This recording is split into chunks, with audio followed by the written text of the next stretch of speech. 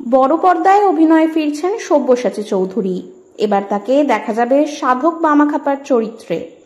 এই সিনেমার ঘোষণা করা হয়েছিল SBF এবং হইচই আয়োজিত গল্পের পার্বণ 1432-এর অনুষ্ঠানে।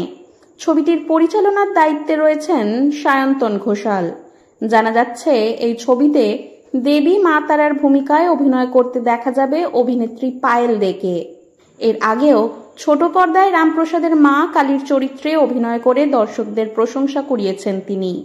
তাছাড়াও বহু ধারাবাহিকে তাকে দেখা গিয়েছে দেবী দুর্গা সহ দেবীর বিভিন্ন রূপে। এবার তাকে প্রথমবারের মতো বড় পর্দায় মা তারার ভূমিকায় দেখা যাবে।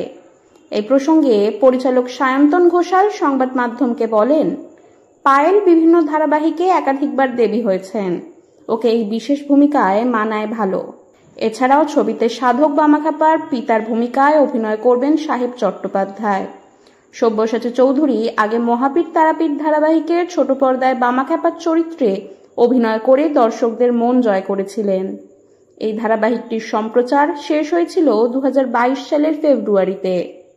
ছবির আনুষ্ঠানিক ঘোষণা প্রসঙ্গে অভিনেতা সব্যসাচী চৌধুরী সংবাদ মাধ্যমকে বলেন, গত কয়েক মাস ধরে ছবি চিত্রনাট্য নিয়ে আমরা কাজ করছিলাম। একদম প্রথম দিন থেকে এই প্রজেক্টের সঙ্গে আমি যুক্ত। অবশ্যই খুব ভালো লাগছে।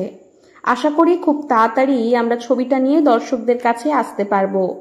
তাদের আশা করি ভালো লাগবে। তিনি আরো জানান, ছোট পর্দা থেকে বড় পর্দা দুটো মাধ্যমই তো সম্পূর্ণ আলাদা। ছোট পর্দার ক্ষেত্রে হয়তো গল্পের খাতিরে অনেক সময় অনেক কিছু বাড়িয়ে দেখানো হয়। ছবির ক্ষেত্রে যতটা সম্ভব রিলেটেবল ভাবে বিষয়টাকে ফুটিয়ে তোলা হবে। বেশ কিছু পরিবর্তন তো করতেই হয়েছে।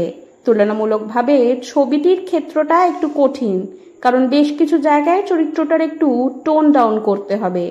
তবে সেটা কাজটা যখন করতে শুরু করব আরো ভালো করে বোঝা যাবে।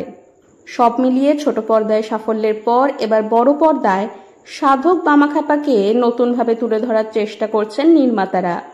দর্শকেরা অধীর আগ্রহে অপেক্ষা করছেন এই ছবির মুক্তির জন্য।